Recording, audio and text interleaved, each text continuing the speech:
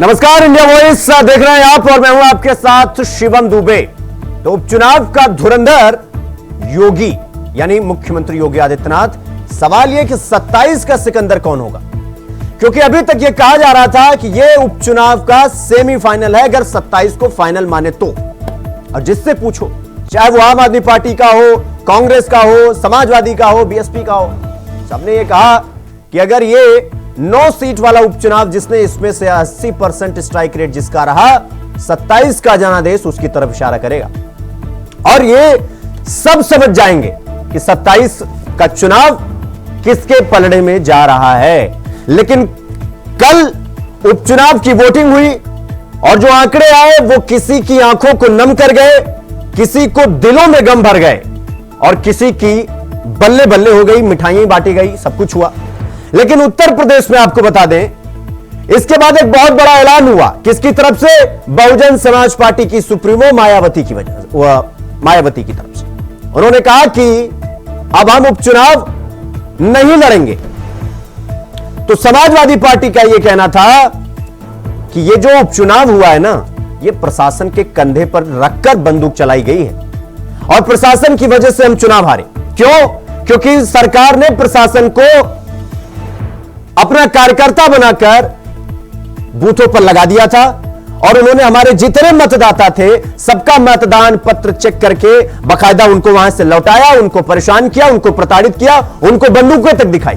यानी कि साफ तौर पर यह संदेश देने की कोशिश की गई समाजवादी पार्टी की तरफ से कि यह जो लड़ाई है यह जानबूझकर साम दाम दंड भेद से लड़ी गई। और वहीं पर कांग्रेस ने भी यह कहा कि यह जीत अप्रत्याशित थी।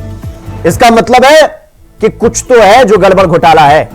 अब यह आरोप लग रहा है। ईवीएम पर भी सवाल खड़े हुए हमेशा की तरफ। लेकिन अब इसी को लेकर हम चर्चा करने वाले हैं कि अगर 27 का चुनाव, यह उपचुनाव 24 वाला, अगर यह सेमीफाइनल था तो क्या अब यह सीधा संदेश है कि 27 में एक बार फिर से योगी रिपीट करने जा रहे अपनी सरकार बीजेपी की, या अब जाकर कुछ किंवदंतियां या भ्रांतियां या जो कहावतें थी, मुहावरे थे, वो बदलेंगे? आज इसी को लेकर हम चर्चा करने वाले। तो चर्चा की शुरुआत करेंगे और आपको बताएंगे कि कौन कौन से मेहमान इस चर्चा का हिस्सा बनेंगे हमारे साथ। लेकिन उससे पहले आपको कुछ बयान सुनवाते हैं, वो सुनिए। मीडिया को मैं ये अवगत कराना चाहती हूं कि यूपी में 9 विधानसभा की सीटों पर हुए उपचुनाव में इस बार जो वोट पड़े हैं और उसके बाद जो कल नतीजे आए हैं, तो उसको लेकर अब ये आम चर्चा है। मैं खुद नहीं कह रही हूँ, ये लोगों में आम चर्चा है कि पहले देश में बैलेट पेपर के जरिए चुनाव जीतने के लिए सत्ता का दुरुपयोग करके फर्जी वोट डाले जाते थे और अब तो ईवीएम के जरिए भी ये कार्य किया जा रहा है, जो लोकतंत्र के लिए बड़े दुख व चिंता की बात है। इतना ही नहीं, बल्कि देश में लोकसभा व राज्यों में विधानसभा चुनाव के साथ साथ खासकर उपचुनावों में तो अब ये कार्य काफी खुलकर किया जा रहा है। और ये सब हमें हाल ही में हुए यूपी के उपचुनाव में काफी कुछ देखने के लिए मिला है। एक और गंभीर घटना हुई है जिसके बारे में आपको जानकारी होगी। संभल की सर्वे हो चुका था, चुनाव की चर्चा न हो पाए, हमारी आपकी पैर दरवाज है, इसलिए जानबूझ करके सुबह सर्वे की टीम भेजी है जिससे माहौल खराब हो जाए, कोई चुनाव पर चर्चा न कर सके। और जो जानकारी मिल रही है उसमें जानकारी है कि कई लोगों को चोट पहुंची है, कई लोग घायल हैं और एक नौजवान नहीं, उसकी जान चली गई है। आखिरकार जब सर्वे हो चुका था, मस्जिद का तो दोबारा सर्वे क्यों करा इस सरकार, और वो भी सुबह और बिना तैयारी के? कानूनी और कोर्ट के जो प्रोसीजर उसमें मैं नहीं जाना चाहता हूं कि दूसरे पक्ष की सुनवाई नहीं है, कोई सुनने वाला नहीं दूसरे पक्ष को। और ये जानबूझ के इसलिए किया है कि आज किस बात पे चर्चा हो, किस इमोशन पे चर्चा हो, ये जानबूझ करके सरकार ने कराया है। ये जो संभल में हुआ है, बीजेपी सरकार प्रशासन सब ने मिलकर कराया, जिससे कि चुनाव के धांधली पर, चुनाव की बेईमानी पर चर्चा न हो सके।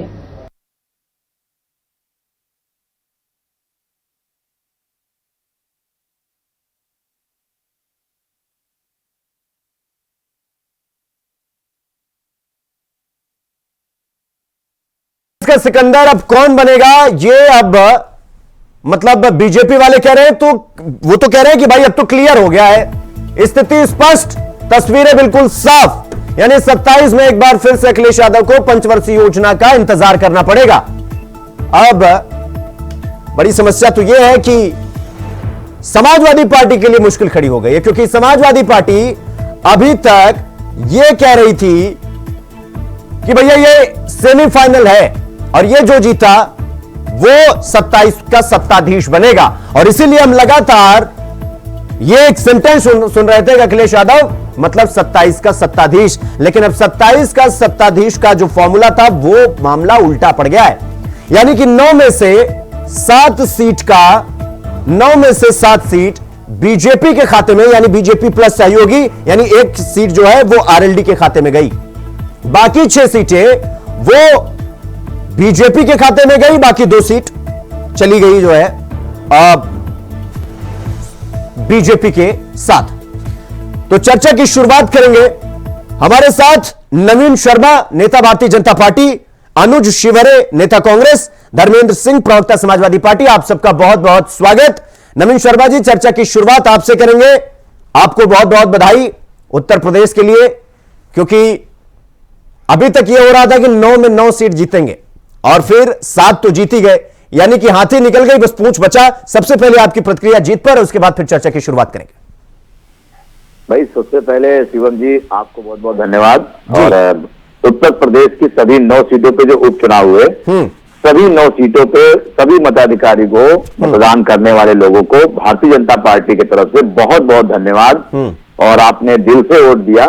जीत हार सबकी होती है, कोई जीतता है कोई हारता है, इसलिए जिसने वोट दिया उसका भी धन्यवाद, जिसने नहीं दिया उसका भी धन्यवाद। और भारतीय जनता पार्टी एक कैडेट पार्टी है, संगठन की पार्टी है, और यहाँ पे परिवारवाद नहीं है। तो सभी सेवक हैं और सभी मुखिया हैं। तो ये सभी सेवक और मुखिया की मेहनत है जो हम लोगों ने 9 में से 7 सीटें जनता के आशीर्वाद से जीती है। नवीन जी, अभी तक ये कहा जा रहा था कि भैया देखिए ये सेमीफाइनल है, अगर 27 को फाइनल माना जा रहा था तो ये कहा जा रहा था कि लड़ाई बहुत टक्कर का देखने को मिलेगा, और फिर ये हुआ कि ये 9 में से लगभग ये 7, मतलब अगर देखा जाए तो 80% का जिसका स्ट्राइक रेट रहा लगभग वो 27 की तरफ जो है अग्रसर हो जाएगा, बढ़ जाएगा। आप पर बड़े आरोप भी लगे चुनाव के दौरान, लेकिन आपने 9 नहीं तो 7 जीत ली। अब इसको क्या समझा जाए, ये पंचवर्षीय योजना समाजवादी पार्टी को और इंतजार करने की तरफ इशारा है, या सिर्फ ये किंवदंतियां थी, एक कहानियां थी, लड़ाई तो 27 में भी लड़नी पड़ेगी, और जिस हिसाब से 24 में टक्कर मिला है लोकसभा के चुनाव में आपको ये समझना चाहिए कि अखिलेश यादव को कम तो बिल्कुल नहीं आंक सकते हैं। देखिए सबसे पहले चीज ये है कि भारतीय जनता पार्टी किसी को कम और ज्यादा तौलने नहीं आई है। वो अपनी विकास की राजनीति के साथ साथ राष्ट्र हित में अपने काम करती है, और जनता बखूबी ये समझती है कि जो पल भर में झूठ बोलकर चले जाएं वो विपक्ष है, जिन्होंने लोकसभा के दौरान उत्तर प्रदेश में सिर्फ और सिर्फ लोगों, गरीब अल्पसंख्यक परिवारों को लालच दिया जो नहीं देना चाहिए था, और उसकी जीत वो कह सकते हैं कि आपने किसी को बहकाया और आपने अच्छे रास्ते पे चलने वाले लोगों को गलत रास्ते पे ले गए। तो हमारी जो जनता बेचारी इनके बहकावे में आकर इनकी इतनी सीटें उत्तर प्रदेश से जिता दी, मगर आज उसी जनता ने इस उपचुनाव में, देखिए जनता तो वही है ना, जनता वही है। हाँ। आप सोचिए वही जनता आज जब समझ गई कि ये लोग सिर्फ आए थे, जोड़ी बनाकर काम कर गए और बड़ी बड़ी बातें कर गए, तो उन्होंने उपचुनाव में भारतीय जनता पार्टी को पुनः वोट किया है, और उन्होंने इस चीज का संदेश दिया है कि हम एक हैं, सेफ हैं और उत्तर प्रदेश के जनमानस के लिए योगी जी ही बेस्ट हैं। अच्छा, ठीक है। नवीन जी, मैं आपके पास आऊंगा। धर्मेंद्र सिंह जी वो कह रहे हैं कि हम तो विकास के मुद्दे पर चुनाव लड़े, हम तो हिंदू मुसलमान किए नहीं, हम जो बेसिक चीजें थी उस पर चुनाव लड़े, 9 में से 7 वो निकल गए, एक सहयोगी दल आरएलडी, बाकी 6 खुद, 2 आपके खाते में रह गई। सबसे पहले आपकी प्रतिक्रिया, कहां चूक रह गई धर्मेंद्र जी? देखिए शिवम जी, आपको और आपके दर्शकों को, पैनलिस्ट को मेरा नमस्कार।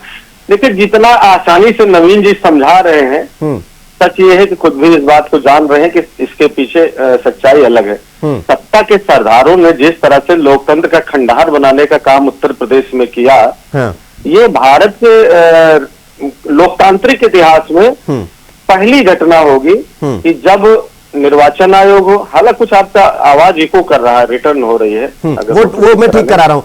मैं अपने सहयोगी से कहूंगा कि धर्मेंद्र जी की आवाज को ठीक करवाएं। हाँ, जिस तरह से चाहे निर्वाचन आयोग हो, चाहे सरकारें रही हो, लगातार प्रोत्साहित करते रहे कि आप निकलिए, मतदान करिए, क्योंकि अधिक से अधिक लोग मतदान में हिस्सा लेंगे, अपने मताधिकार का प्रयोग करेंगे, तभी एक स्वस्थ लोकतंत्र का निर्माण होगा। ये पहली बार जो है सत्ताधीश जो है वर्तमान में, जो सत्ता के सरदार हैं, जिन्होंने मान लिया है कि लगातार हम ही सत्ता में रहेंगे, लगातार ऐसे सेटबैक, ऐसी लकीरें डालते जा रहे हैं जो किसी भी स्वस्थ लोकतंत्र के लिए अच्छा नहीं है। चाहे जब रात में सपना देखते हैं कोई फरमान जारी कर देते हैं, चाहे संविधान सम्मत हो या ना हो। इसी तरह इन्होंने निर्वाचन में देखे किस तरह से हम लोग पहले ही कहते रहे कि जात के और धर्म के आधार पर निर्वाचन से जुड़े कर्मचारियों का असंवैधानिक तरीके से स्थानांतरण किया गया, उनको हटाया गया, और उसके पीछे की एक मंशा थी। एक इन्होंने, आपको याद होगा कि लोकसभा के पिछले उपचुनाव में रामपुर में इन्होंने एक प्रयोग किया था कि मत रोक करके कैसे चुनाव जीते जा सकते हैं। उसी पैटर्न को उत्तर प्रदेश की 9 सीटों के उपचुनाव में लागू करने का प्रयास किया, लेकिन फिर भी मैं पीडीए के मतदाताओं का, उत्तर प्रदेश के हर वर्ग के किसान, नौजवान, छात्र, आदि आबादी, बुजुर्ग, सबका मैं आभार और इस्तकबाल व्यक्त करता हूं कि उनकी तेजी, सक्रियता से उन्होंने लोकतंत्र की जो भी संभव हो सके उनसे, आम नागरिकों से उन्होंने लाज बचा के रखी कि निकल करके कुछ जगह मतदान जहां कर पाए वहां भारतीय जनता पार्टी को आईना दिखाया। मेरा कहना यह है कि अगर इन 9 सीटों को जीतने की इतनी व्यग्रता थी, जब दिल्ली और यूपी में तय हो गया था कि अगर हम हारेंगे तो हमको हटा दिया जाएगा मुख्यमंत्री कुर्सी से, ये गुजरात वाले तय करके बैठे थे, तो योगी आदित्यनाथ जी सर्वदलीय बैठक करके कह देते साहब मेरी कुर्सी बची रहने के लिए, क्योंकि इन 9 चुनावों से कोई लोकतांत्रिक व्यवस्था तो बदल नहीं रही थी, यही कह करके उनको जीता घोषित कर लेते। लेकिन इस तरह से मत रोक करके, मैं तो कह रहा हूं दावे से अगर फोरेंसिक जांच करा ली जाए तो मशीनों में आपको कई मशीनें ऐसे मिलेंगी जिसमें एक ही अंगूठे से लगातार सारी बटनें दबाई गई है। और निर्वाचन आयोग को 150 से अधिक वीडियो हम लोगों ने दिया। आखिर ये बताइए, अगर निर्वाचन प्रक्रिया संपन्न हो गई, काउंटिंग हो गई, उनकी घोषणा हो गई, तो उन वीडियोज का, उन शिकायतों का क्या उचित रह गया? ये तो निर्वाचन आयोग को भी सोचना पड़ेगा, क्योंकि निर्वाचन आयोग पे पूरे देश के लोगों की आस्था है, विश्वास है, और उसको बनाए रखने की उनके ऊपर महती जिम्मेदारी है। लेकिन अगर इस तरह की चीजें होती रहेंगी और निर्वाचन आयोग आंख मूंद करके बैठा रहेगा, तो तमाम जिस तरह से उत्तर प्रदेश पुलिस जैसी संस्थाओं का कबाड़ा इन सरकारों ने कर दिया है, वो भी बड़ी संस्थाओं का कबाड़ा होने में देर नहीं लगेगा। ठीक है धर्मेंद्र सिंह जी, आपको मैंने पूरा मौका दिया। अनुज शिवहरे जी, अब मैं आपके पास आ रहा हूं। देखिए, आपने तो उपचुनाव लड़ा नहीं, आपने अपने सहयोगी, इंडिया गठबंधन के सबसे बड़े सहयोगी, तीसरी सबसे बड़ी पार्टी का आपने समर्थन किया, और आपने ये कहा कि हम आपका समर्थन करते हैं, आप चुनाव लड़िए। लेकिन अब जो भी हो फॉरवर्ड के साथ साथ, लेकिन परिणाम तो सिर्फ 2 सीटों का आया। आपके भी मन में हो रहा होगा कि अगर हमें साथ ले लेते या हमें भी चुनाव लड़ने में साथ में मौका दे देते तो हो सकता है आंकड़े बदल जाए। आपको ऐसा लगता है, या आप अभी लड़ाई और आगे है ये सोचकर ये मान रहे हैं कि चलो जो मिली बहुत मिली? देखिए शिवम जी, मैं पहले ये कहना चाह रहा हूं कि पूरे देश में सभी पार्टियों को मिलकर चुनाव का खंडन कर देना चाहिए, जिससे कि एक तरफा चुनाव आयोग फैसला ले रहा है, ये किसी से छुपा नहीं, जग जाहिर है। महाराष्ट्र में आपने देखा, कन्विंसिंग करते समय करोड़ों रुपए उनके राष्ट्रीय महासचिव पकड़े जाते हैं, क्या कार्रवाई हुई? उत्तर प्रदेश के चुनाव में तमाम पुलिस के द्वारा वोटर को रोका गया, या क्या हुआ? पुलिस बंदूक तान देती है वोटर के ऊपर, ये क्या है? कहां जा रहा है उत्तर प्रदेश? कहां जा रहा है हमारा देश, ये पहला प्रश्न चिन्ह सभी पार्टियों को मिलके चुनाव का खंडन करना चाहिए, जिससे कि ये सब एक तरफा, जब भारतीय जनता पार्टी इस तरीके से चुनाव को पूरे देश में लड़ना चाहती है तो चुनाव कराने की जरूरत ही नहीं है। तो अनुज जी, ये सब कुछ झारखंड में नहीं हुआ क्या? नहीं, झारखंड में देखिए वहां पे भी इनका चलने, जहां इनका चल सकता था उत्तर प्रदेश में। अब ये बताइए, आप चैनल पूरे देश में है, हाँ। कल ममता बनर्जी की उन सीटों को 6 क्यों नहीं दिखा रहा? 6 सीटें वो भी तो जीती है, पूरा चैनल पूरे देश में से वो उत्तर प्रदेश को क्यों दिखा रहा है? हम महाराष्ट्र में उपचुनाव जीते हैं ना, सांसद और वायनाड जीते, वो क्यों नहीं दिखा रहे आप लोग? नहीं, देखिए, अगर प्रियंका गांधी वायनाड पर जीत दर्ज की है तो ऐसा बात नहीं है कि उसको कोई दिखा नहीं रहा है। सवाल ये उपचुनाव था। अच्छा, एक बात बताइए, महाराष्ट्र में लोकसभा हम जीते उपचुनाव, हाँ, वो उस पर चर्चा भी कर रहे हैं आप? हाँ, नहीं, बिल्कुल आपने अनुज शिवरे जी सुनिए, अभी आज इस पर चर्चा हो रही है, कल दूसरा चुनाव आएगा, उस पर चर्चा होगा। अगर हम महाराष्ट्र के सवाल पूछ रहे हैं तो हम अभी नवीन शर्मा जी से झारखंड में भी पूछेंगे आपको, अगर वहां पर आपकी चर्चा कर रही तो क्या हो गया? आप लोग नहीं कर पाएंगे। देश में लोगों की मानवता मर चुकी है, सिर्फ एक ही मकसद है, अपने आप को बचाना। अनुज शिवरे जी, आपका चैनल अपने आप को बचा रहा है। नहीं, सुनिए अनुज शिवरे जी, पता है क्या है, आपको ये नहीं लगता कि आपको आत्ममंथन, आत्मचिंतन करने के बजाय आप election commission of India, media और बाकी सबको घेरे में खड़े कर दीजिएगा? आपका चैनल या कोई और चैनल पूरे देश में उत्तर प्रदेश और महाराष्ट्र दिखा रहा है, आपने झारखंड इतना तरीके से नहीं दिखाया कि इंडिया गठबंधन जीता है। अनुज शिवरे जी, मुझे नहीं पता कल आप हमारे साथ थे या नहीं थे, लेकिन जिसने जहां जीत दर्ज की, हमने खुले तौर पर और मैंने, जी बोलिए, आप ये बताइए, आप कौन से चैनल ने महाराष्ट्र उपचुनाव लोकसभा दिखाया, पश्चिम बंगाल दिखाया, 6 ममता बनर्जी जीती है, 6 सीट, भारतीय जनता पार्टी का सुपड़ा साहब, वहां क्यों नहीं दिखा रहे आप? अच्छा, तो मतलब इसमें चर्चा क्यों नहीं कर रहे? एक सेकंड, यहां पर कोई पश्चिम बंगाल का प्रवक्ता दिखाई दे रहा क्या, वो टीएमसी वाला? नहीं, तो आपको बैठाइए ना, भारतीय जनता पार्टी का पूरे देश का प्रवक्ता बैठाइए ना। मतलब आपको ये लग रहा है कि हम आपको बुला के सवाल पूछ रहे हैं इसलिए आपको बुरा लग रहा है? महाराज उत्तर प्रदेश, मगर आप ये देखिए, आप कहीं चर्चा नहीं करना चाहते, सिर्फ और सिर्फ उत्तर प्रदेश या जहां भारतीय जनता पार्टी जीतती है उसका चर्चा करना चाहते हैं। एक बात बताइए जी, लोकसभा के चुनाव में जब आप लोगों ने बंपर जीत की तो आपने कहा कि उत्तर प्रदेश में हमने कब्जा जमा लिया, फिर आपको उत्तर प्रदेश में चर्चा बड़ी प्यारी लगने लगी। आज जब आपके खाते में हार आ गई तो आप कह रहे हैं इस पर नहीं, इस पर चर्चा नहीं, चले जाइए, वो पश्चिम बंगाल चले जाइए। सीटों को जीता है, जबरदस्ती जीता, बंदूक की दम पे, पुलिस को दम को आगे करके ये चुनाव जीता गया है। चुनाव आयोग को आगे नवीन शर्मा जी, महाराष्ट्र जीत लिया, आपने उत्तर प्रदेश में जीत ली, होने वाला चुनाव आयोग नहीं, ठीक है अनुज शिवरे जी, एक एक करके मैं आपके पास आऊंगा। नवीन शर्मा जी जवाब दीजिए, आपने महाराष्ट्र में बंदूक दिखाई, आपने उत्तर प्रदेश में बंदूक दिखाया, आप प्रशासन के दम पर जो है वो चुनाव जीत रहे हैं, और यही कह रहे हैं धर्मेंद्र जी भी, यही कह रहे हैं अनुज शिवरे जी भी। आपका बंदूक जानना बातें उस पर चर्चा क्यों नहीं करना चाहते? बिल्कुल बिल्कुल करेंगे चर्चा, उस पर भी करेंगे। अनुज शिवरे जी मैं आपके पास आ रहे हैं, नवीन शर्मा जी से जवाब ले लेते हैं, बोलिए। सबसे पहले तो मैं शिवरे साहब को जरूर बताना चाहूंगा कि आप जहां जहां हारे हैं वहां तो आपने इलेक्शन कमीशन पर उंगली उठाई, भारत की जनता का, राज्यों की जनता का अपमान किया, ठीक है। और अगर आप झारखंड में विजय हुए हैं तो क्या हमारे प्रदेश झारखंड अध्यक्ष आदरणीय बाबूलाल जी ने इलेक्शन कमीशन पे उंगली उठाई क्या? उन्होंने आपके हेमंत सरकार पर किसी भी प्रकार से कोई उल्टी सीधी बात की क्या? नहीं ना। चुनाव आयोग सेंटर से चलता है, एक से नहीं चलता है। ये भारतीय जनता पार्टी के इशारे पे दिल्ली से चल रहा है। तो अरे ठीक है अनुज जी, मैं भी आपके पास आऊंगा, अभी नवीन जी का थोड़ा टर्न है तो बोल लेने दीजिए, आपको पूरा मौका मिलेगा। युवराज जी, अगर केंद्र सरकार निर्वाचन आयुक्त को अपने साहस से चलाती है तो फिर हमें झारखंड भी विजय होना चाहिए था ना। हमारी जनता वही है, निर्वाचन आयोग वही है, कमीशन वही है, हमारा झंडा भी वही है, हमारा कमल का निशान भी वही है और ईवीएम भी वही है। क्या तो फिर हम झारखंड को क्यों छोड़ देंगे भाई?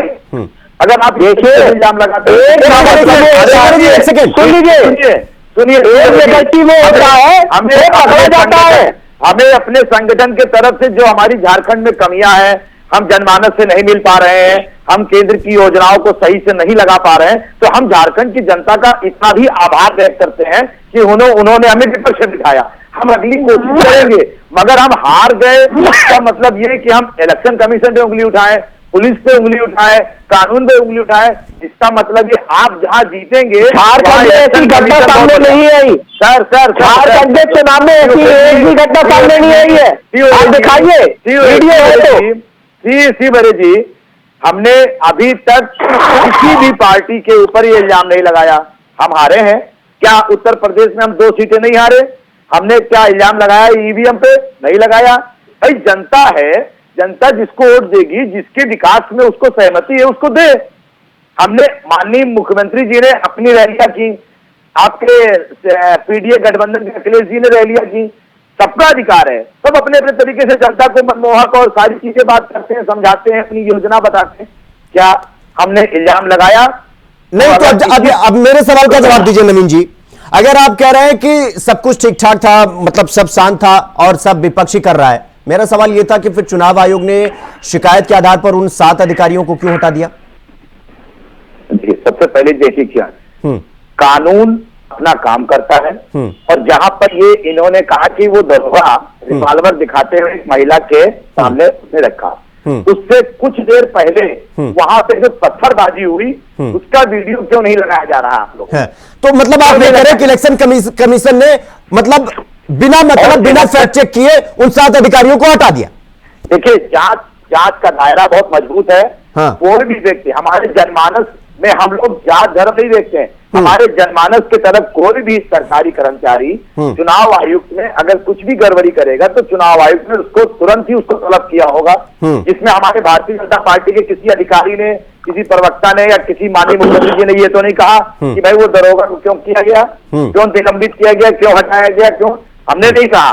तो वो अपना ड्यूटी कर रहा था, अगर ड्यूटी में उसको कहीं ना कहीं जनमानस को ठेस पहुंचाने का काम किया है तो इसके लिए निर्वाचन आयोग तो बैठा हुआ है, डीएम बकायदा उसकी निगरानी में काम करते हैं। तो सर, यहाँ पर हमारे जनमानस को तकलीफ नहीं होनी चाहिए, और जो विपक्ष के पास गठबंधन के साथ जो ये लोग दौड़ रहे थे, देख रहे थे, सर सीधा सीधा मसला आप समझ लीजिए, इनके पास हारने के बाद कुछ भी नहीं है, क्योंकि अब यूपी से समाजवादी पार्टी भी समाप्तवादी पार्टी बन रही है।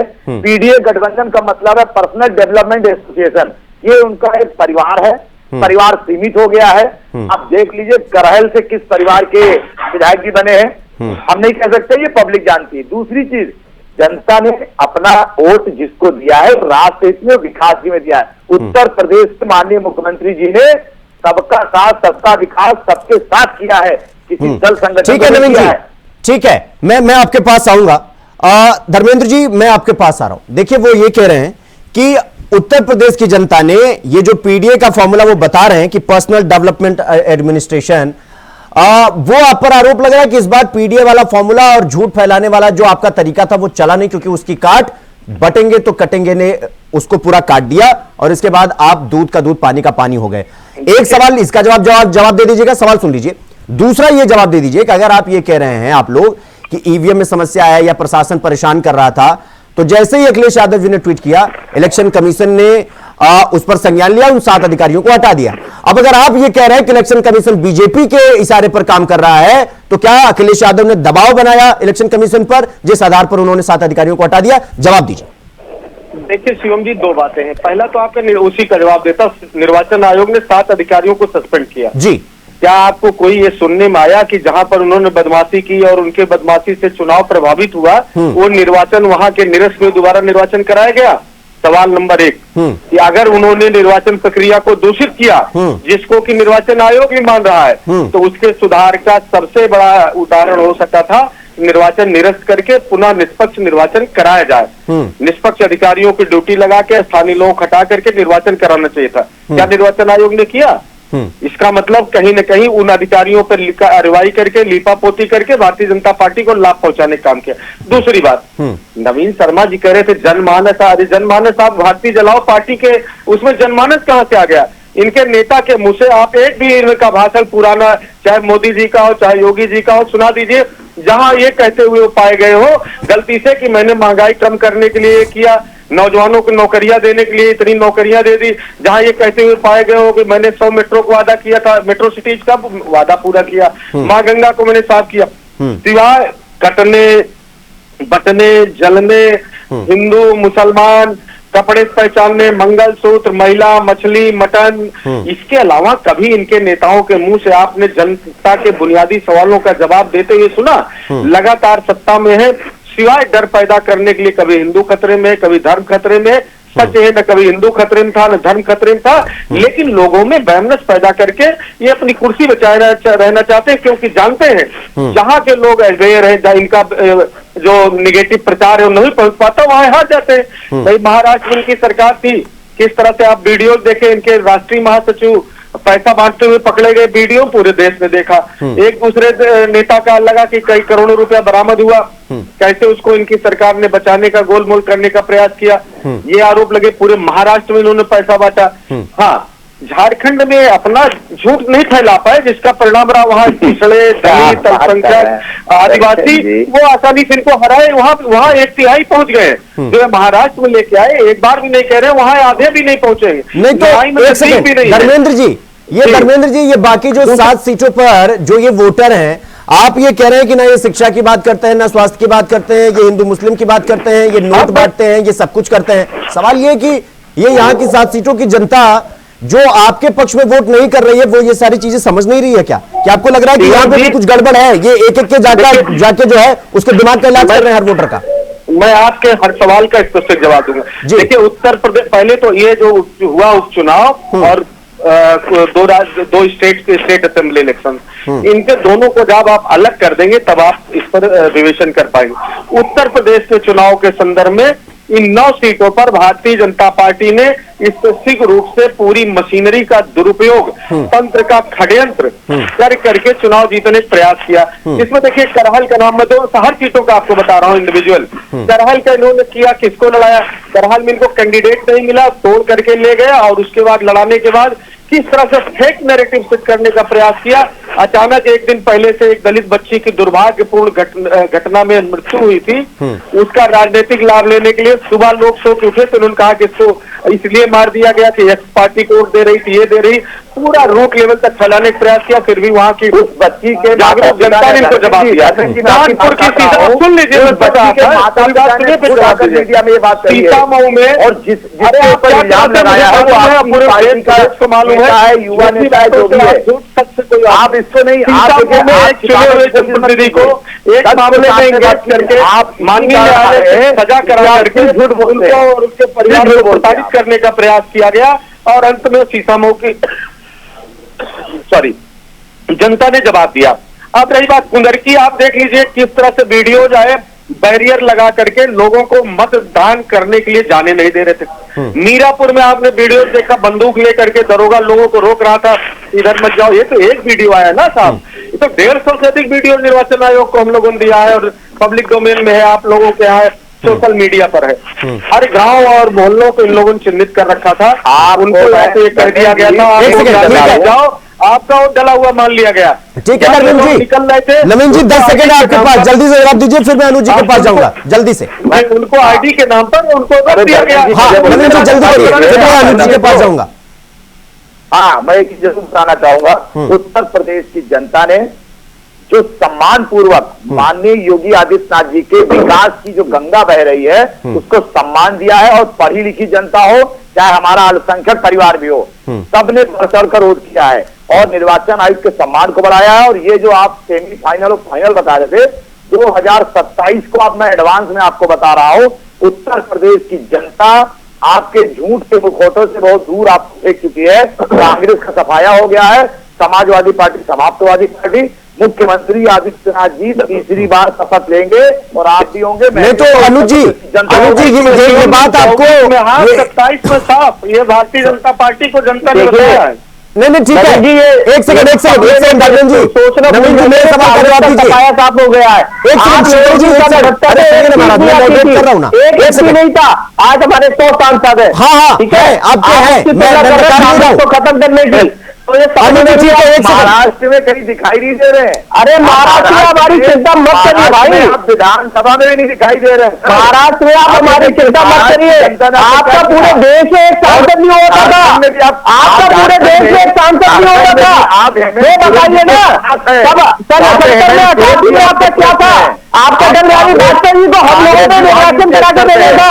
आप बहुमत में नहीं है, भूलिए, आप भी बहुमत में कभी जिंदगी में नहीं रहे। आप 10 सालों में सिर्फ अपना आप ये चलिए, चंद सांसों में गुब्बारे फूल जाते हैं, चंद सांसों में गुब्बारे फूल जाते हैं, जितनी ऊपर जाते हैं अपनी औकात भूल जाते हैं। आज भारतीय जनता पार्टी सिर्फ 10 सालों में अपनी औकात अनुज जी यही सवाल मैं आपसे पूछूं, आप लोग लोकसभा चुनाव में इतना गुब्बारे की तरह हवा में फूल गए कि विधानसभा का जमीन खिसक गई, आप लोगों को पता ही नहीं चला। अरे जमीन नहीं बोले, आपको ये बता दूं, यदि जनता जनार्दन की बात कर रहे थे ना, हाँ। वो जब वोटर को रोका जा रहा था, हाँ। वो उसके माथे पे नहीं लिखा था कि ये किसका वोटर है, वो भी जनता जनार्दन थी।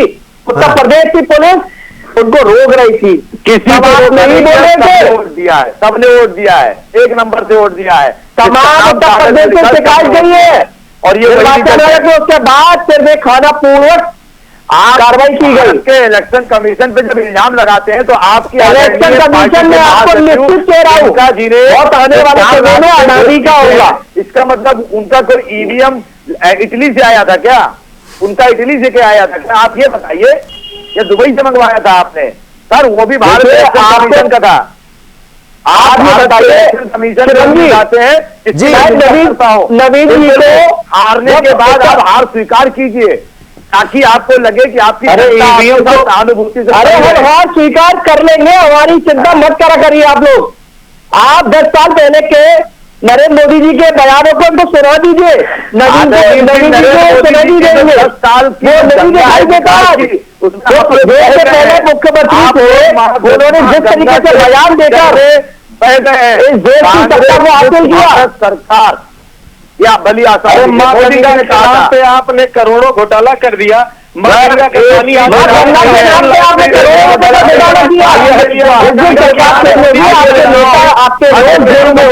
आके देख लीजिए।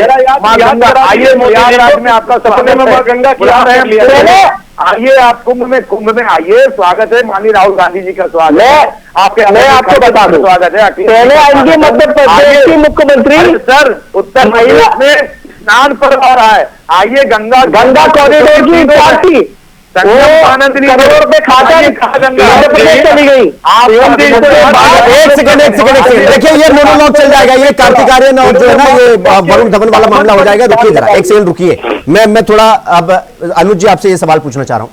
अभी तक ये कहा जा रहा है भाई, देखिए उत्तर प्रदेश में बीजेपी की सरकार थी तो इन्होंने प्रशासन को पूरा कैप्चर कर रखा था। महाराष्ट्र में बीजेपी की सरकार थी, वहां पर भी थोड़ा बहुत मामला गड़बड़ हो गया। ये राजस्थान में जब विधानसभा चुनाव था तो वहां तो आपकी सरकार थी ना अनुज जी।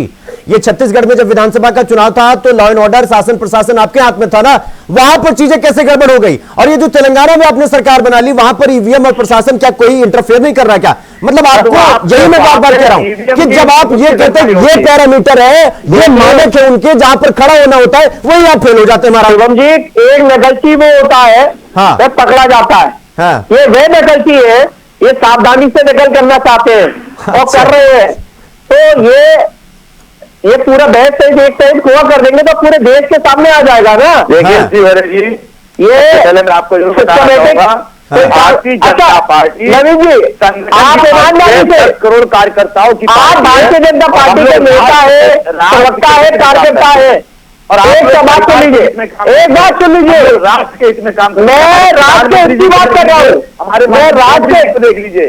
एक नहीं, देखिए आप चर्चा में धर्मेंद्र जी को लाना होगा। नहीं, बहुत हो गया, अब मेरी बात सुनिए, आप धर्मेंद्र जी को चर्चा में लाना होगा। अनुज जी, नवीन जी, मैं आपके पास आऊंगा।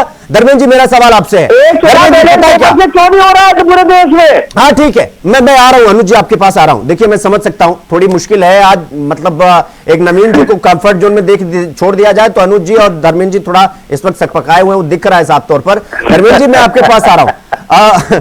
वो धर्मेंद्र जी मुस्कुरा भी रहे। मैं धर्मेंद्र जी आपसे मैं ये जानना चाह रहा हूं कि अभी तक आप ये कह रहे थे कि भाई देखिए शासन प्रशासन से पूरा बूथ कैप्चरिंग कर ली गई, एक प्रकार से हमने इलेक्शन कमीशन से शिकायत कर दी और सारा कुछ, लेकिन कुछ हुआ नहीं अभी तक। सवाल यह था कि ये लोकसभा चुनाव में बीजेपी इस बार 400 पार का नारा दी थी, अखिलेश यादव ने पीडी और एमवाई कॉम्बिनेशन को इस तरीके से चलाया, राहुल गांधी ने इतना दबदबा बनाया कि इस बार बीजेपी की नसें उखड़ गई महाराज। और फिर यह लगा कि ये पीडीए वाला फॉर्मूला हिट कर गया, तब वहां पर कोई इलेक्शन कमीशन नहीं, कोई ईवीएम नहीं। हालांकि अखिलेश जी तो बाद में कह रहे थे कि हम 80 का 80 भी जीत जाएंगे, फिर भी ईवीएम वाला चलता रहेगा। ये तो ये आप लोग को नहीं लगता जब आप जीत जाते हो तो मीठा मीठा वो गप गप, लेकिन जैसे यार है वो कड़वा वो थू थू, ऐसा मतलब ये डबल स्टैंडर्ड चलता है ना धर्मेंद्र जी? नहीं शिवम जी, आपने बहुत अच्छा सवाल किया। हाँ। पूरा जवाब मैं दूंगा। देखिए, अपने मित्र को मोदी जी अमेरिका को नहीं कह पा रहे कि ईवीएम से करा लीजिए। ईवीएम एक इशू है। हाँ। हम सरकार में हो जाए, हम सारी 60 सीटें जीत ले तो भी ईवीएम का मुद्दा हमारे लिए रहेगा। अब सुन लीजिए, मैं बहुत ध्यान सुन रहा था नवीन जी, बेगर मत होइए। हाँ, नवीन जी धर्मेंद्र जी को बोले थे जवाब नहीं दे पा रहे, परेशानी हम समझ सकते हैं। 2024 में हमसे थोड़ा चूक हो गई, नहीं तो हम 80 की 80 सीटें जीतते, ये हम लोगों को मलाल था। पिछड़े दलित, अल्पसंख्यक, आदिवासी, आम आदमी, अगड़े जो माजला, सारे लोग हमारे साथ थे और जनता के बुनियादी सवालों पर, छात्रों की नौकरियों को लेकर के, किसानों की आय को लेकर के, महिलाओं का आधी आबादी के लिए जो इन्होंने कुछ नहीं किया था, बढ़ते हुए अपराध को लेकर के पूरी जनता सड़कों पर भी सवाल पूछ रही थी। इनके पास जवाब नहीं था, इनके सारे नेता भाग रहे थे। परिणाम हुआ कि बड़ी संख्या में लोकसभा में उत्तर प्रदेश के अंदर हम लोग सीटें जीते। हम लोगों से थोड़ा चूक रह गई, नहीं तो ये सीटें हम बढ़ा सकते थे, 80 की 80 जीत सकते थे, 65 जीत सकते थे, 70 जीत सकते थे। धर्मेंद्र जी पता है बीजेपी वाले क्या कह रहे हैं? धर्मेंद्र जी सवाल सुन लीजिए, बीजेपी वाले कह रहे हैं कि वो अयोध्या जीतने के बाद वो अवधेश को लेकर इस बार भी अखिलेश यादव जगह जगह घूम रहे थे, लेकिन जनता ने मतलब ये समझ लिया था कि एक बार गलती हो गई थी, इस बार इनको सबक सिखा देंगे, तो इस बार अवधेश जी को लेकर घूम रहे थे, लेकिन कुछ हुआ नहीं। अभी आगे नीचे अब अवधेश जी अपने घर चले जाएंगे। केवल अवधेश जी नहीं है, हाँ। प्रभु श्री राम से जुड़े, चाहे अवधेश जी रहे हो, चाहे चित्रकूट की सीट रही हो, चाहे रामेश्वरम तक, अयोध्या से लेकर के रामेश्वरम तक भारतीय जनता पार्टी ने प्रभु राम के साथ जो छल किया था, उनके आदर्शों के साथ जो समझौता इन्होंने किया था, उसको इन्होंने किनारे करने का प्रयास किया तो निपटा दिया। और सच ये है कि मां गंगा कसम खाने वाले, प्रभु श्री राम की कसम खाने वाले भारतीय जनता पार्टी के लोग कितने झूठे हैं, नहीं तो कितने मक्कार हैं। एक सेकंड धर्मेंद्र जी, अगर ऐसा है, अगर ये पैरामीटर है तो प्रभु श्री राम जी के वक्त तो भगवान शिव भी थे, ये केदारनाथ कैसे जीत गए? नहीं, केदारनाथ उपचुनाव मैं बताऊं, अभी केदारनाथ आप सीएम जी शायद हो सकता गए कि नहीं मुझे नहीं मालूम। हाँ। मैं अभी हो क्या आया हूँ। हाँ। अगर मैं कह दूंगा, आप नेशनल चैनल पर इस बात को जिम्मेदारी से कह रहा हूँ। हाँ। कि केदारनाथ में इन लोगों ने एकदम ये अराजकता पैदा कर रखी है कि कोई दर्शन करने सामान्य नागरिक जाता है, अगर वो उस जेब मोती करके नहीं जा रहा है तो सामान्यता और दर्शन आसानी से करना बड़ा मुश्किल हो गया है। मैं बड़ी जिम्मेदारी से कह रहा हूँ, मैं दर्शन करके आया हूँ, अभी पूजन करके आया हूँ। जिस तरह से वहां इनके लोग, भारतीय जनता पार्टी से जुड़े एक काकस के लोग जाकर के श्रद्धालुओं की जेब काटने का काम कर रहे हैं, पकड़ के ले जाके दूसरे के रास्ते से पैसा लेकर के दर्शन कराते हैं। इससे बड़ा छल प्रभु केदारनाथ जी के साथ, माफ करें, नहीं हो सकता है। ठीक है धर्मेंद्र जी, मैं आपके पास आऊंगा। ये नवीन जी मैं आपके पास आऊंगा, एक सेकंड। अनुज जी मैं आपके पास आ रहा हूं। देखिए अनुज जी, सारा कुछ तो अब वो तो जाहिर सी बात है कि आत्ममंथन तो वो किया जाएगा, राहुल गांधी खुद भी कह रहे थे कि हम इस पर बैठकर सोचेंगे कहां गड़बड़ी हुई। अनुज जी, अब आप लोगों का एक जो काटा था ना, वो थोड़ा हट गया। वो काटा क्या था? आप लोग कह रहे थे कि देखिए वो बीएसपी जो है ना, वो बीजेपी की दूसरी पार्टी है। वो मायावती ने ऐलान कर दिया कि अब हम उपचुनाव लड़ेंगे ही नहीं, तो आप लोग की राह थोड़ी आसान हुई, क्योंकि मायावती आप लोग के साथ जाने रही है, इनके साथ भी नहीं आ रही है। वो लड़ रही थी, इसमें घाटा आप लोग को हो रहा था, बीजेपी को फायदा हो रहा था। अब वो हट गई है, तो क्या आपको लगता है थोड़ा रिटेलिएट करने में आसानी होगी बीजेपी को? देखिए, बसपा जो है वो चुनाव लड़े ना लड़े, इन डायरेक्ट वे में वो भारतीय जनता पार्टी का पीछे से सपोर्ट कर रही है। आज ये देखिए, जनहित मुद्दों पे बसपा जो है कहां आवाज उठा रही है, मायावती की कहां आवाज सुनाई दे रही है आपको? उनका कार्यकर्ता कहां से जिला या ब्लॉक स्तर पर या तहसील स्तर पर लड़ाई लड़ रहा है? ये बताइए आप इलाहाबाद में लाठीचार्ज हुआ छात्राओं पे, तो वो उसके लिए किसने लड़ाई लड़ी? कोई पार्टी सामने आई विपक्ष में? तो आपको ऐसा क्यों लगता है कि ये बीजेपी का साथ दे रही है बीएसपी? जब जाहिर है अपने आप को बचाने के लिए, चाहे आप हो चाहे कोई भी हो, उसको सपोर्ट करना पड़ेगा। वो भारतीय जनता पार्टी नियमित कर रही है अपनी ताकत का इस्तेमाल। हाँ। हो सकता है कि हमने नहीं करा, हाँ। सपा ने नहीं करा, कभी भी ऐसा नहीं हुआ है दृश्य। हाँ। जिस तरीके से उपचुनाव पूरे देश में, उत्तर प्रदेश का उपचुनाव हुआ, पुलिस की बंदूक की नोक से हुआ हो। आप बताइए, आप इतना एक्सपीरियंस होल्डर है, आपने उत्तर प्रदेश की पुलिस की नोक पे चुनाव देखा है कभी जीवन में? आपने वो वीडियो पूरी देखी है अनुज जी? ईमानदारी से बताइएगा, पूरे 1.5 मिनट की वीडियो है, वो देखा आपने? ईमानदारी से बताइए। देखिए, पूरा वीडियो मैंने थोड़ा जो देखा है वो ये नहीं देखा है कि नहीं देखा है अनुज जी? पूरी बताइए, मैं अभी चलवा दूंगा 1 सेकंड के अंदर। पूरा देखा है। क्या था उसमें? उत्तर प्रदेश में जो पुलिस वाला बंदूक वो अधिकारियों को जो मिलता है सरकारी, वो क्यों मिलता है? वो इसलिए मिलता है कि भैया आओ हम पर फूल की तरफ पत्थर बरसा दो। नहीं कहीं ना कहीं मिलता है। पुलिस पे भी एक सेकंड आप लोग अनुज जी दोनों लोग एक ही तरफ चुना हुआ, आप लोग पूरी वीडियो देखिए, चलवा वीडियो में। पुलिस वोटर को, आप सही कह रहे हैं, पुलिस वोटर को गाली बक के बना देगी। नहीं तो एक सेकंड वही लोग जिसकी आप बात कर रहे हैं, अगर वो किसी अधिकारी को मार देते फिर आप क्या करते बताइए? आपको कोई गाली बकेगा तो आप क्या करेंगे? आप वोटर वोट डालने जा रहा था, हाँ। उसको पुलिस लठा रही थी और वोटर आई कार्ड देख कर ये चेक करके भगा रही थी। हाँ। तो ये किसी से छिपा नहीं है, कहीं ना कहीं वोटर का गुस्सा था वो फूटा। हाँ नहीं ठीक है अनुज जी, अब मेरा सवाल सुनिए, अब मेरा सवाल सुनिए। अब आप एक काम करिए, अब आप और समाजवादी पार्टी, आपके पास जितने सबूत हैं, जितने गवाह हैं, सबको पूरे मीडिया के साथ, लाभ लश्कर के साथ चुनाव आयोग के सामने जाइए और फिर हम देखते हैं कि भाई एक्शन क्या लिया जाता है। भाग के 3 बच्चे, भारतीय जनता पार्टी के इशारे में पूरा चुनाव आयोग काम कर रहा है। महाराष्ट्र में आप बताइए क्यों नहीं हुआ? जब वो खुल्ला राष्ट्रीय महासचिव करोड़ों रुपए बांट रहे थे, तो वो उससे क्या कार्रवाई हो गई? नहीं तो एक सेकंड, अगर election commission Bharatiya Janata party के इशारे पर काम कर रहा है अनुज जी, तो ये वायनाड वाली सीट प्रियंका जी कैसे जीत गई? वहां इलेक्शन कमीशन चुनाव नहीं कराता क्या? टीएमसी कराती है?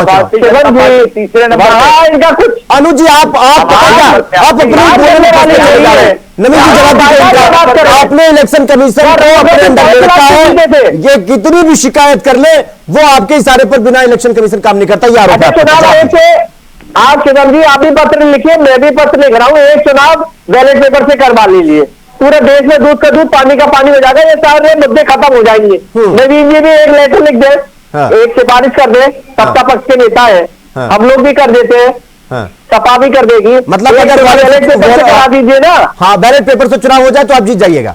अरे एक चुनाव हम जीते हारे, दूध का दूध पानी का पानी कैसे करेंगे आप पूरे देश में? हम लोग को ना कक्षा 5 में थे तो कहानी सुनाई जाती थी कि आप मारो तब बताएं, तो जब मार देता था तो कहता था आप मारो तब बताएं।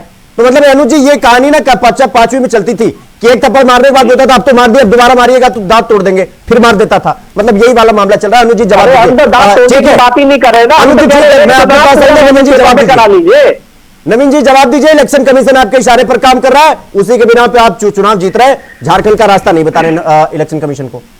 जवाब देखिए, सबसे पहले तो मैं बताना चाहूंगा अनुज जी और धर्मेंद्र जी, वो एक कहावत हमने भी बचपन में पढ़ी थी, खिसियानी बिल्ली खंबा नोचे। तो इनका हाल वही है। अगर इनके पास रबड़ी और मिठाई पहुंचेगी तो ये बताएंगे कि हमारे घर से आई है, गांव से आई है। और अगर वो इनके सामने से हट जाएगी तब बताएंगे कि हमारी सीढ़ी हमसे छीनी गई है। सर, झारखंड के अंदर अभी तक किसी भी भारतीय जनता पार्टी के नेता ने प्रेस कॉन्फ्रेंस करके क्या ये बोला कि हेमंत सरकार और कांग्रेस सरकार ने पुलिस पे दबाव बनाया या निर्वाचन? ऐसा कोई वीडियो सामने आया हो तो बताइए सर। अरे मैं बता रहा हूं ना आपको, सुनिए तो सुन लीजिए।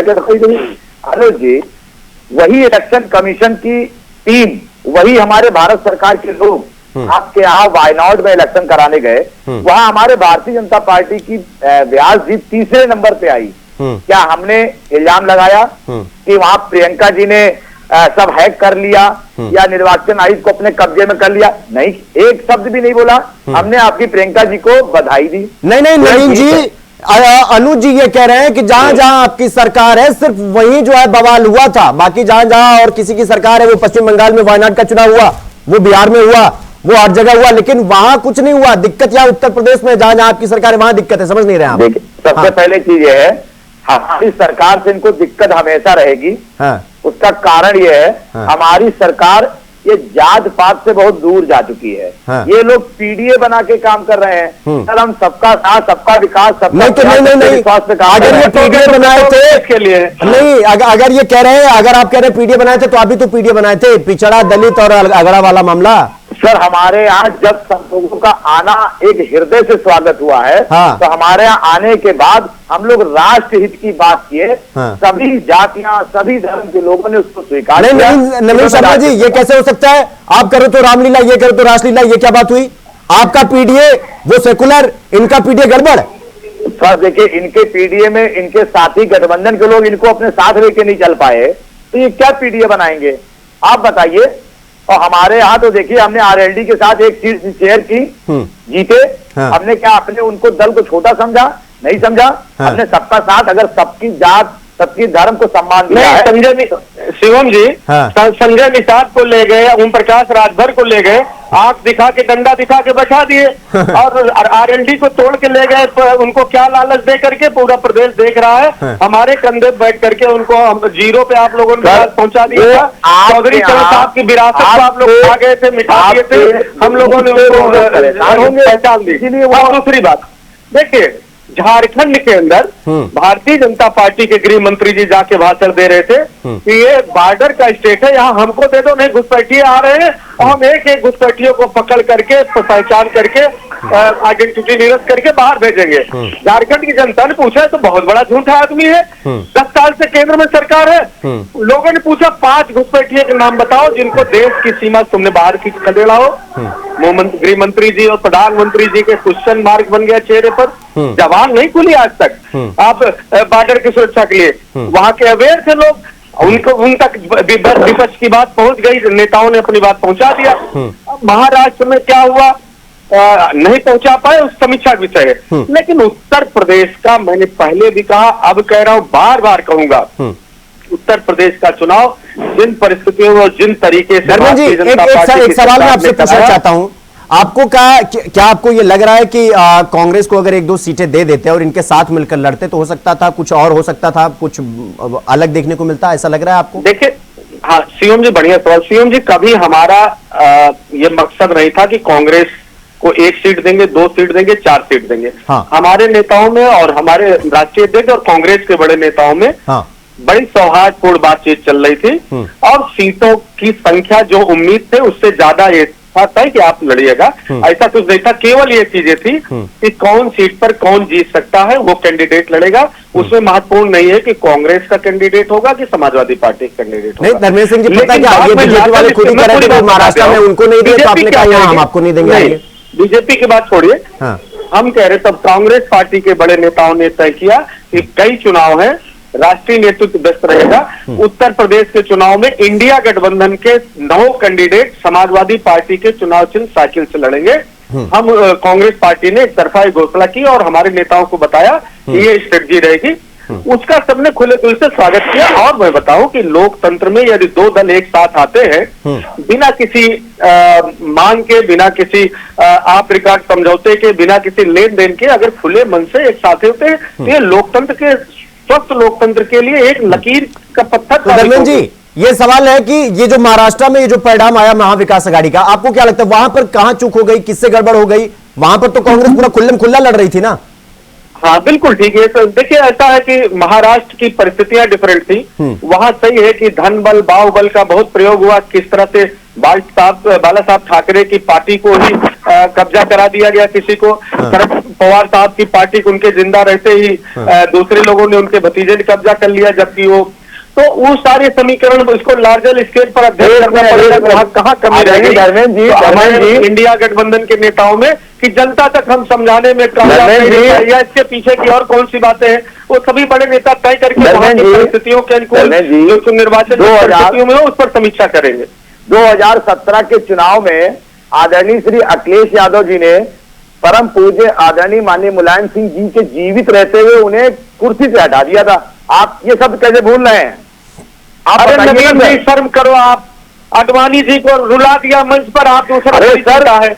नेताजी की चिंता क्यों कीजिए? आप नेताजी हमारे नेता ने पिछड़ों गरीबों दलितों को भारतीय जनता पार्टी के जनक है, मुख्यधारा लाए और हमारे नेता देखिए ना, ऐसे नेता थे कि जिसको ऐसा अखिलेश जैसा पुत्र मिला जिसने उसकी विरासत को जो आगे ले जा रहे हैं, और कभी कंट्रोवर्शियल बयान से, कभी कटने की, जलने की, मरने की नीति, नियत और राजनीति, कभी उन्होंने राजनीति की शरद पवार जी, माननीय उद्धव ठाकरे साहब, अगर वो राष्ट्रीय नीति से साथ लेकर चलने का करता है, बनाए रखते और जब मौका मिला उनकी पार्टी में सहमति के साथ चीज करके गए हैं, जैसे लोग जो कॉपी करते जुड़ गया। भारतीय जनता पार्टी के पास विकास का वह नहीं है, अखिलेश जी के कामों के सामने आप बोल सके जवान नहीं है, जो उन्होंने कर दिया, जो पत्थर की लकीर खींच दिया। ठीक है धर्मेंद्र जी, नवीन जी, ठीक है, ठीक है धर्मेंद्र जी, नवीन जी, अब मेरी बात सुनिए। अनुज जी, मैं आपके पास आ रहा हूं।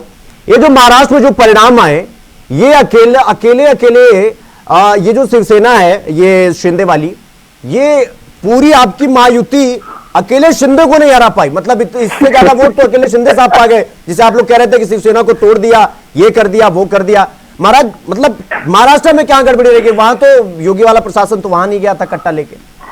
जी, पूरा महाराष्ट्र का चुनाव खुल्लम खुल्ला पैसा बांटा गया, खुल्लम खुल्ला झूठ इस तरीके से परोसा गया है कि वो छुपा नहीं। आप बताइए ना, मैंने आपसे अभी कहा, इनके राष्ट्रीय महासचिव करोड़ों रुपए बांट रहे थे, ऐसे तमाम नेता पैसे खुल्लम खुल्ला बांट रहे थे, और आप उनकी बात कर रहे हैं तो वो एक बीजेपी के सपोर्ट पे चुनाव लड़ रहे थे। अनुज जी, महाराष्ट्र में पॉपुलेशन कितनी है? हेलो, मैं ये कहता महाराष्ट्र की पॉपुलेशन कितनी है? हेलो अनुज जी, जवाब, आवाज नहीं जा रही मेरी? हेलो, ठीक है, जवाब चली गई। देखो पॉपुलेशन में गड़बड़ हो जाता है, ठीक है, कोई बात नहीं, यहाँ पॉपुलेशन पोल्यूशन में कन्वर्टेड हो गया। ठीक है नवीन जी, मैं आपके पास आ रहा हूं। आपने महाराष्ट्र में पैसा बांटा, आप झारखंड में आपका पैसा खत्म हो गया, आप उत्तर प्रदेश में आए, 2 सीट पर आपने जो है उत्तर प्रदेश में भी पैसा नहीं बांट पाए आप लोग। आप तो खुश तो बहुत होंगे, लेकिन 27 में याद रखिएगा, क्योंकि जिस तरीके से फीडबैक पे मतलब ये गए हैं ना पीछे की तरफ, ये बाउंस बैक करेंगे, क्योंकि अब ये लोग पूरी तरीके से 27 की तरफ अग्रसर हो जाएंगे। आपकी क्या तैयारी? 2027 उत्तर प्रदेश की जनता जो अपना मत, अपने विश्वास को देना चाहती है, उसका ये इन्हीं के द्वारा semifinal match Bharatiya Janata party को जिताकर उन्होंने बता दिया कि हम राष्ट्र के साथ हैं और हम बटेंगे नहीं, कटेंगे भी नहीं, और एक हैं तो सेफ हैं।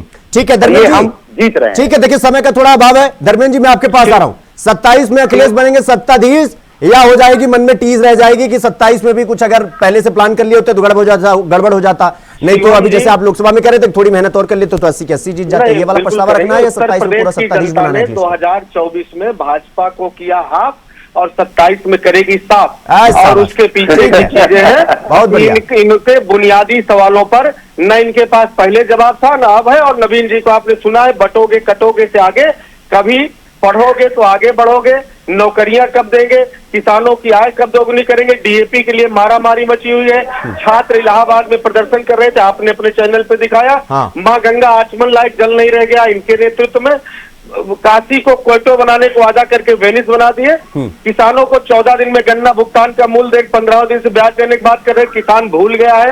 नौजवान नहीं है तो आपके यहाँ समाजवादी पार्टी के जो पोस्टर लगते हैं, जिनको आप पढ़ते हैं, उसमें किसी भी प्रकार के इस मुद्दे की बात क्यों नहीं लिखते? क्योंकि आपके पास पता है ये सारे मुद्दे नहीं आते, महाराज जी ने सब ठीक कर दिए। आप तो सिर्फ वहां पर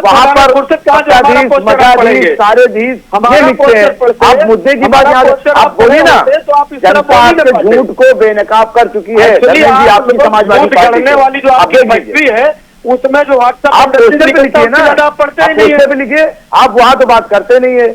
अब बात बोलेंगे, थोड़ा बहुत भारतीय जनता पार्टी को पढ़ने। ठीक है धर्मेंद्र जी, नवीन जी, अनुज जी, मैं आपके पास आ रहा हूं। अनुज जी, देखिए इस ये जो हार मिली है ना, इससे अब आप लोग क्या सीख लेंगे? क्योंकि आत्म चिंतन मंथन तो करना ही पड़ेगा, क्योंकि अब आगे दिल्ली का भी विधानसभा चुनाव आ रहा है, इसके बाद बिहार का भी आ रहा है। अब वहां पर कुछ ठीक करना है तो अब तो निगोशिएशन करने में भी समस्या होगी, क्योंकि उपचुनाव में तो निगोशिएशन समाजवादी पार्टी से हो नहीं पाया। अब विधानसभा में जिस प्रकार से आंकड़े हैं, ढंग से वहां मामला बैठेगा नहीं, तो कुछ तो एक्स्ट्रा तैयारी करनी पड़ेगी। क्या तैयारी की जा रही है अनुज जी? देखिए, लगातार तैयारी पूरी पार्टी कर रही है, संगठन कर रहा है। जो चुनाव लड़ना चाहते हैं वो अपने विधानसभा पे तैयारी कर रहे हैं। और बात रही कि दिल्ली या बिहार का, फिर एक चुनाव में फिर कहूंगा एक चुनाव बैलेट पेपर से पूरे देश में होना चाहिए, हाँ। क्योंकि जब जिस चीज पे लगातार आरोप लग रहा है तो उसका पर्दाफाश भी होना चाहिए, क्लियरिटी करना चाहिए। ये क्लियरिटी कैसे हो पूरे देश में लगातार, मैं नहीं, सभी पार्टियां कह रही हैं, सभी लोग कह रहे हैं कि ईवीएम पे कई प्रश्न चिन्ह है। अच्छा, तो एक चुनाव बैलेट पेपर से सरकार कराना चाहिए। हाँ, एक काम करिए अनुज चुनाव जी, कराइए ना। एक काम करिए, बैलेट पेपर से चुनाव हो जाएगा। पहले ये कर्नाटका और ये तेलंगाना वाली सरकार कल गिरवाइए धड़ाधड़, बोलिए ईवीएम वाली सरकार बर्दाश्त नहीं करेंगे, सरकार गिराइए और फिर सब लोग चलते हैं बैलेट पेपर से चुनाव कराना। भैया ताली बजाओ, क्योंकि अब आ रहे हैं कांग्रेस वाले बैलेट पेपर से चुनाव कराने। ये गिरवा दीजिए, ये तेलंगाना वाली सरकार गिरवा दीजिए और ये आपकी कर्नाटका वाली सरकार गिरवा दीजिए। सरकार भारतीय जनता पार्टी के तमाम पहले सरकारें ठीक है, गिराई, मतलब तो ये भी गिरा दीजिए। कड़वा कड़वा थू थू। चलिए कोई बात नहीं, चर्चा यही रोकनी पड़ेगी। नवीन जी आपका भी बहुत बहुत धन्यवाद, धर्मेंद्र जी आपका भी बहुत बहुत धन्यवाद और अनुज जी आपका भी बहुत बहुत धन्यवाद हमसे जुड़ने के लिए और चर्चा में शामिल होने के लिए। तो उपचुनाव का धुरंधर तो इस बार का योगी बन चुके हैं, लेकिन 27 का सिकंदर कौन होगा ये देखना बेहद दिलचस्प होगा। और फिलहाल बीएसपी ने तो किनारा कर लिया कि हम उपचुनाव नहीं लड़ेंगे। चर्चा में फिलहाल इतना ही। देश और दुनिया की तमाम खबरों को देखने के लिए देखते रहिए इंडिया वॉइस। मुझे दीजिए इजाजत।